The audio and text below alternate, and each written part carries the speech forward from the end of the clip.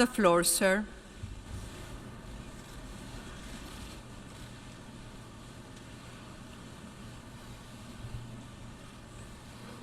Madam President, Mr. Secretary General, world leaders, ambassadors, and distinguished delegates, 1 year ago I stood before you for the first time in this grand hall.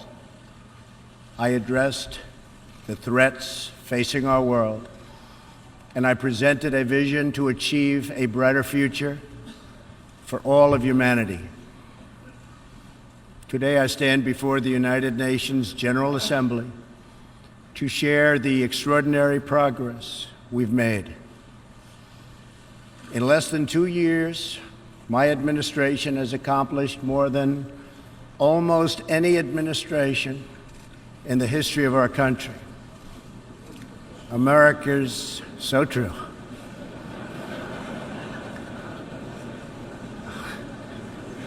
Didn't expect that reaction, but that's okay.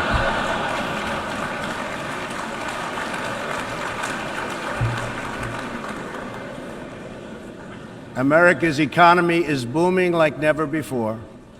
Since my election, we've added $10 trillion in wealth. The stock market is at an all-time high in history, and jobless claims are at a 50-year low. African American, Hispanic American, and Asian American unemployment have all achieved their lowest levels ever recorded. We've added more than 4 million new jobs, including 500,000 manufacturing jobs. We have passed the biggest tax cuts and reforms in American history. We've started the construction of a major border wall, and we have greatly strengthened border security. We have secured record funding for our military, $700 billion this year, and $716 billion next year. Our military will soon be more powerful than it has ever been before. In other words, the United States is stronger, safer, and a richer country than it was when I assumed office less than 2 years ago. We are standing up for America and for the American people, and we are also standing up for the world. This is great news for our citizens and for peace-loving people everywhere. We believe that when nations respect the rights of their neighbors and defend the interests of their people, they can better work together to secure the blessings of safety, prosperity, and peace. Each of us here today is the emissary of a distinct culture, a rich history, and a people bound together by ties of memory, tradition, and the values that make our homelands like nowhere else on earth. That is why America will always choose independence and cooperation over global governance, control, and domination. I honor the right of every nation in this room to pursue its own customs, beliefs, and traditions. The United States will not tell you how to live or work or worship. We only ask that you honor our sovereignty in return. From Warsaw to Brussels to Tokyo to Singapore, it has been my highest honor to represent the United States abroad. I have forged close relationships and friendships and strong partnerships with the leaders of many nations in this room, and our approach has always yielded incredible change. With support from many countries here today, we have engaged with North Korea to replace the specter of conflict with a bold and new push for peace. In June, I traveled to Singapore to meet face-to-face with North Korea's leader, Chairman Kim Jong-un. We had highly productive conversations and meetings, and we agreed that it was in both countries' interest to pursue the denuclearization of the Korean Peninsula. Since that meeting, we have already seen a number of encouraging measures that few could have imagined only a short time ago. The missiles and rockets are no longer flying in every direction. Nuclear testing has stopped. Some military facilities are already being dismantled. Our hostages have been released, and as promised, the remains of our fallen heroes are being returned home to lay at rest in American soil. I would like to thank Chairman Kim for his courage and for the steps he has taken, though much work remains to be done. The sanctions will stay in place until denuclearization occurs. I also want to thank the many member states who helped us reach this moment, a moment that is actually far greater than people would understand, far greater, but for also their support and the critical support that we will all need going forward. Special thanks to President Moon of South Korea, Prime Minister Abe of Japan, and President Xi of China. In the Middle East, our new approach is also yielding great strides and very historic change.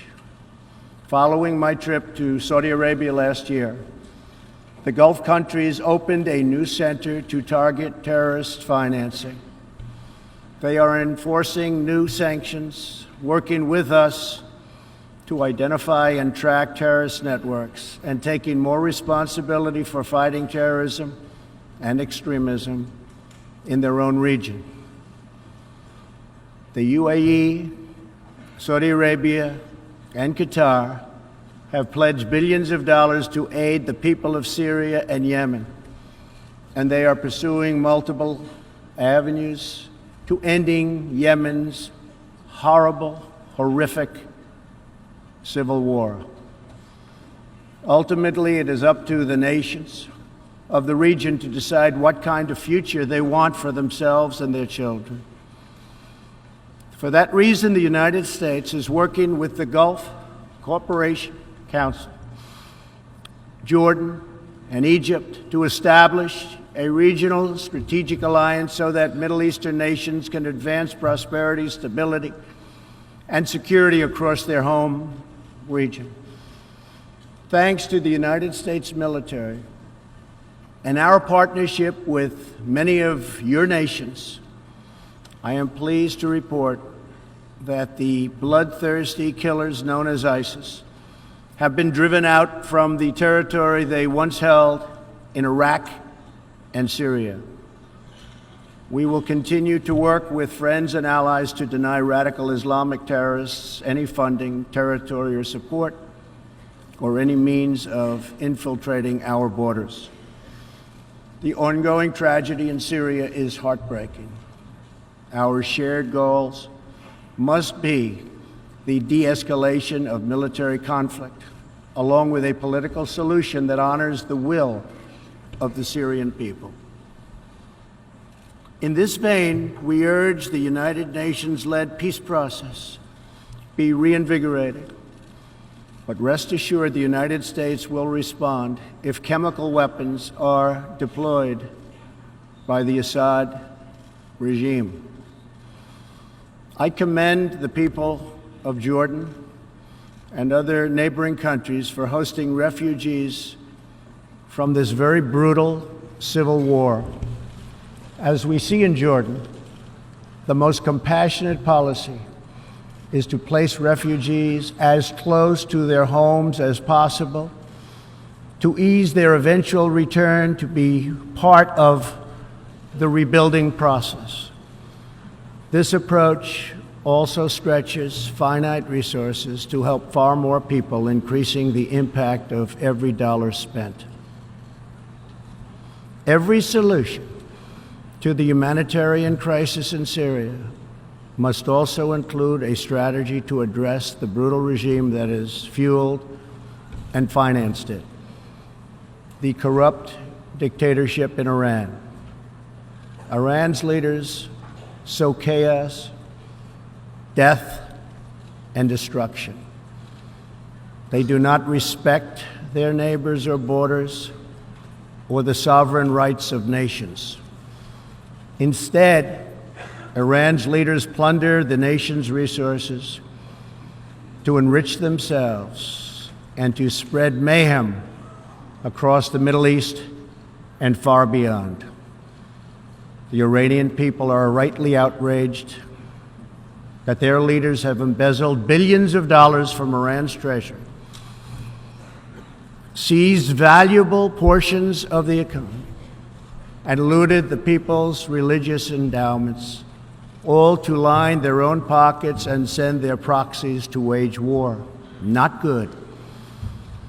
Iran's neighbors have paid a heavy toll for the region's agenda of aggression and expansion. That is why so many countries in the Middle East strongly supported my decision to withdraw the United States from the horrible 2015 Iran nuclear deal and reimpose nuclear sanctions. The Iran deal was a windfall for Iran's leaders. In the years since the deal was reached, Iran's military budget grew nearly 40%. The dictatorship used the funds to build nuclear-capable missiles, increase internal repression, finance terrorism, and fund havoc and slaughter in Syria and Yemen. The United States has launched a campaign of economic pressure to deny the regime the funds it needs to advance its bloody agenda. Last month, we began reimposing hard-hitting nuclear sanctions that have been lifted under the Iran deal. Additional sanctions will resume November 5th, and more will follow. And we are working with countries that import Iranian crude oil to cut their purchases substantially. We cannot allow the world's leading sponsor of terrorism to possess the planet's most dangerous weapons. We cannot allow a regime that chants death to America and that threatens Israel with annihilation to possess the means to deliver a nuclear warhead to any city on earth. Just can't do it. We ask all nations to isolate Iran's regime as long as its aggression continues. And we ask all nations to support Iran's people as they struggle to reclaim their religious and righteous destiny. This year, we also took another significant step forward in the Middle East in recognition of every sovereign state to determine its own capital. I moved the U.S. Embassy in Israel to Jerusalem.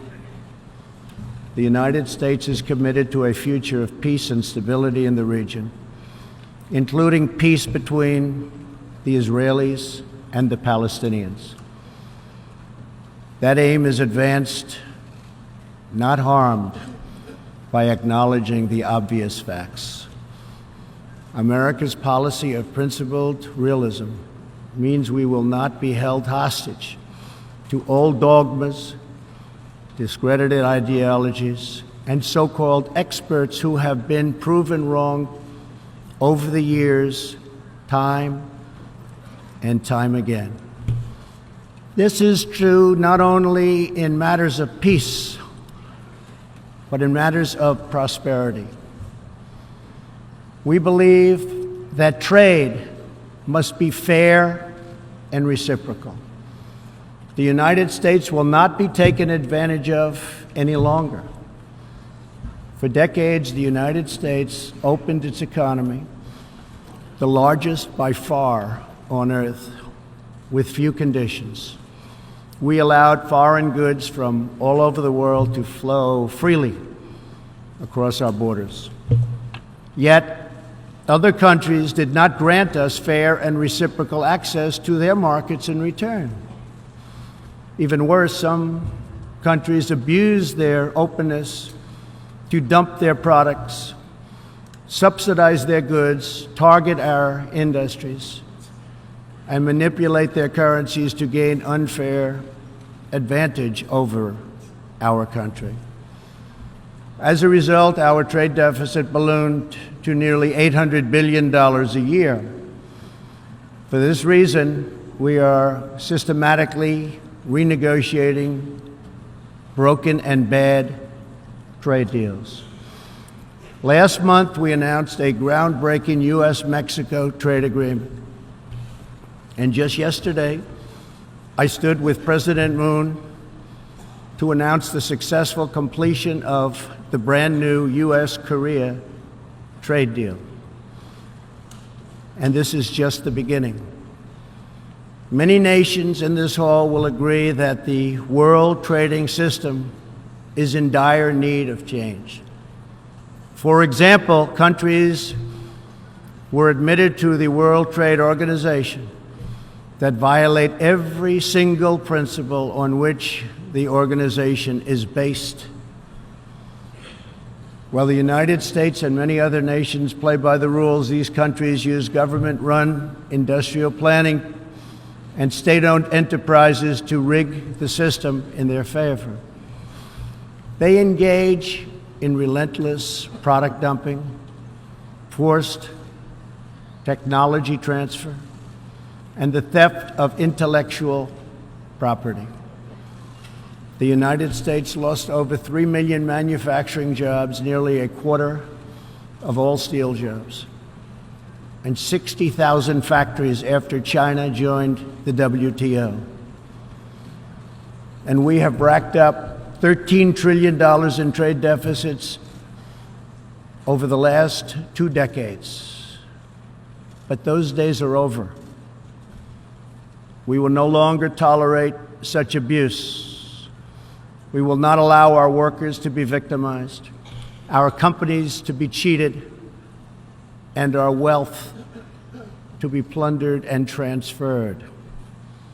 America will never apologize for protecting its citizens.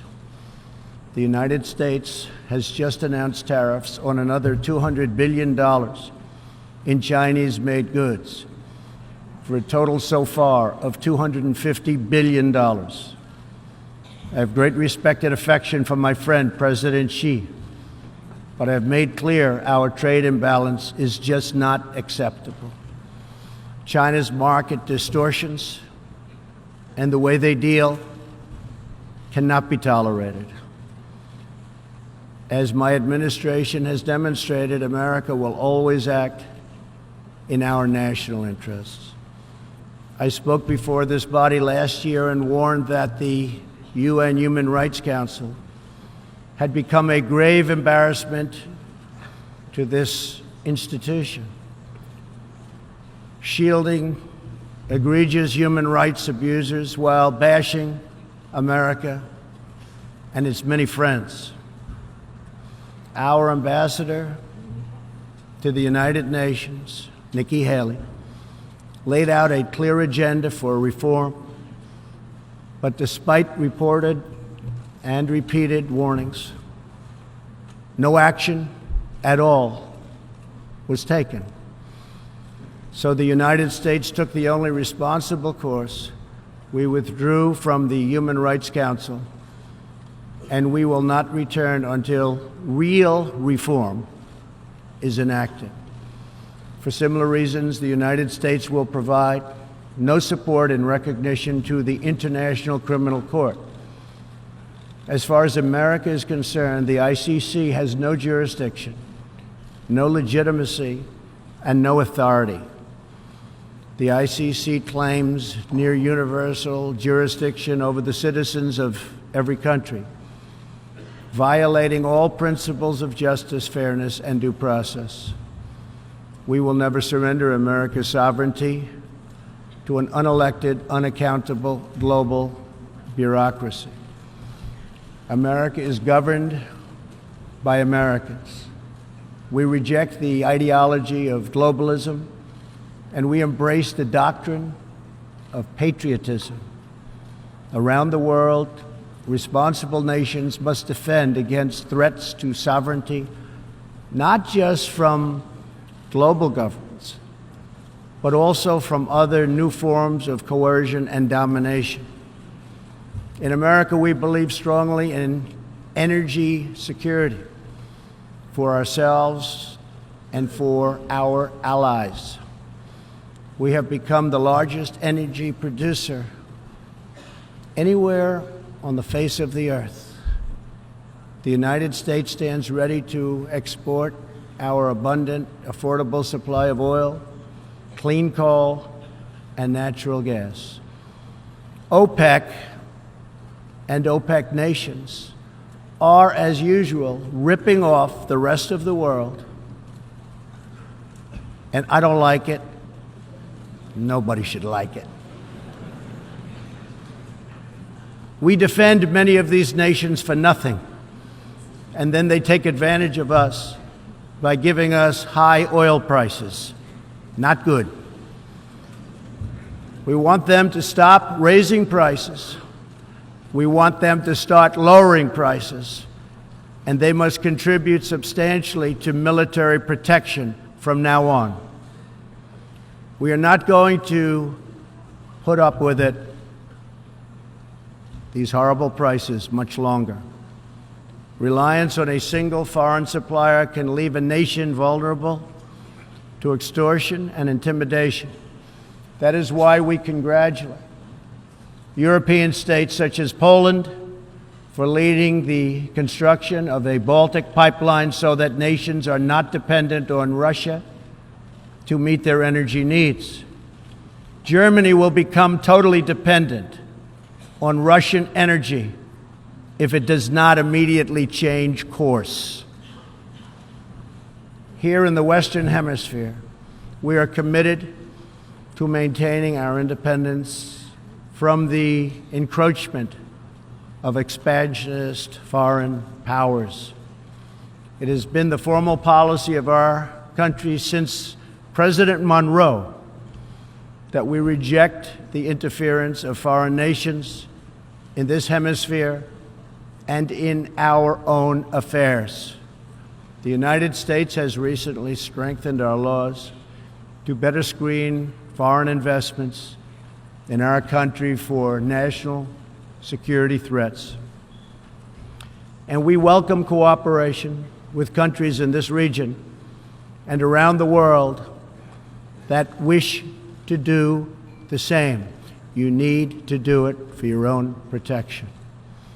The United States is also working with partners in Latin America to confront threats to sovereignty from uncontrolled migration.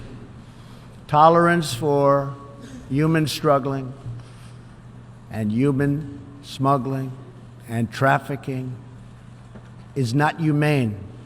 It's a horrible thing that's going on at levels that nobody has ever seen before. It's very, very cruel. Illegal immigration funds, criminal networks, ruthless gangs, and the flow of deadly drugs. Illegal immigration exploits vulnerable populations, hurts hardworking citizens, and has produced a vicious cycle of crime, violence, and poverty. Only by upholding national borders, destroying criminal gangs, can we break this cycle and establish a real foundation for prosperity. We recognize the right of every nation in this room to set its own immigration policy in accordance with its national interests, just as we ask other countries to respect our own right to do the same, which we are doing. That is one reason the United States will not participate in the new global compact on migration. Migration should not be governed by an international body unaccountable to our own citizens. Ultimately, the only long-term solution to the migration crisis is to help people build more hopeful futures in their home countries, make their countries great again. Currently, we are witnessing a human tragedy, as an example, in Venezuela. More than 2 million people have fled the anguish inflicted by the socialist Maduro regime and its Cuban sponsors. Not long ago, Venezuela was one of the richest countries on earth. Today, socialism has bankrupted the oil-rich nation and driven its people into abject poverty. Virtually everywhere socialism or communism has been tried, it has produced suffering, corruption, and decay. Socialism's thirst for power leads to expansion, incursion, and oppression. All nations of the world should resist socialism and the misery that it brings to everyone. In that spirit, we ask the nations gathered here to join us in calling for the restoration of democracy in Venezuela. Today we are announcing additional sanctions against the repressive regime, targeting Maduro's inner circle and close advisors. We are grateful for all of the work the United Nations does around the world to help people build better lives for themselves and their families. The United States is the world's largest giver in the world by far of foreign aid, but few give anything to us. That is why we are taking a hard look at U.S. foreign assistance that will be headed up by Secretary of State Mike Pompeo. We will examine what is working, what is not working, and whether the countries who receive our dollars and our protection also have our interests at heart. Moving forward, we are only going to give foreign aid to those who respect us and, frankly, are our friends. And we expect other countries to pay their fair share for the cost of their defense. The United States is committed to making the United Nations more effective and accountable. I have said many times that the United Nations has unlimited potential.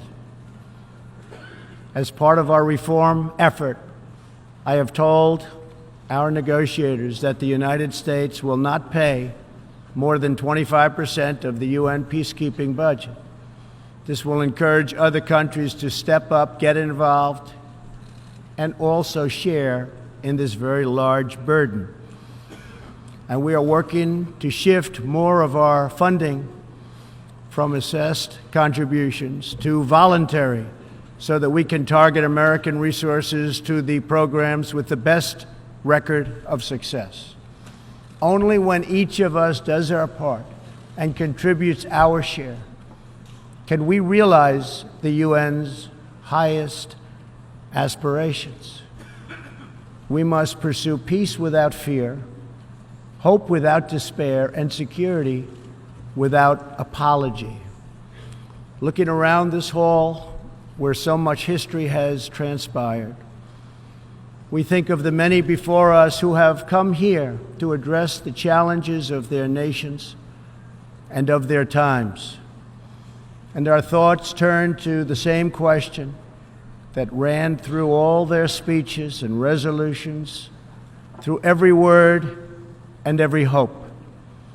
It is the question of what kind of world will we leave for our children, and what kind of nations they will inherit. The dreams that fill this hall today are as diverse as the people who have stood at this podium, and as varied as the countries represented right here in this body are. It really is something. It really is great, great history. There is India, a free society, over 1 billion people, successfully lifting countless millions out of poverty and into the middle class. There is Saudi Arabia, where King Salman and the Crown Prince are pursuing bold new reforms. There is Israel, proudly celebrating its 70th anniversary as a thriving democracy in the Holy Land. In Poland, the great people are standing up for their independence, their security, and their sovereignty. Many countries are pursuing their own unique visions, building their own hopeful futures, and chasing their own wonderful dreams of destiny, of legacy, and of a home. The whole world is richer. Humanity is better because of this beautiful constellation of nations, each very special, each very unique, and each shining brightly in its part of the world. In each one, we see awesome promise of a people bound together by a shared past and working toward a common future. As for Americans, we know what kind of future we want for ourselves. We know what kind of a nation America must always be. In America, we believe in the majesty of freedom and the dignity of the individual. We believe in self-government and the rule of law, and we prize the culture that sustains our liberty, a culture built on strong families, deep faith, and fierce independence. We celebrate our heroes, we treasure our traditions, and above all, we love our country. Inside everyone in this great chamber today, and everyone listening all around the globe, there is the heart of a patriot that feels the same powerful love for your nation, the same intense loyalty to your homeland. The passion that burns in the hearts of patriots and the souls of nations has inspired reform and revolution, sacrifice and selflessness, scientific breakthroughs, and magnificent works of art. Our task is not to erase it, but to embrace it, to build with it, to draw on its ancient wisdom, and to find within it the will to make our nations greater, our region safer, and the world better. To unleash this incredible potential in our people, we must defend the foundations that make it all possible. Sovereign and independent nations are the only vehicle where freedom has ever survived, democracy has ever endured, or peace has ever prospered. And so we must protect our sovereignty and our cherished independence above all. When we do, we will find new avenues for cooperation unfolding before us. We will find new passion for peacemaking rising within us. We will find new purpose, new resolve, and new spirit flourishing all around us, and making this a more beautiful world in which to live. So together, let us choose a future of patriotism, prosperity, and pride. Let us choose peace and freedom over domination and defeat. And let us come here to this place to stand for our people and their nations, forever strong, forever sovereign, forever just, and forever thankful for the grace and the goodness and the glory of God. Thank you, God bless you, and God bless the nations of the world. Thank you very much. Thank you. On behalf of the General Assembly, I wish to thank the President of the United States of America for the statement just made. May I request representatives to remain seated while we greet the President, after which the meeting will stand suspended for 5 minutes.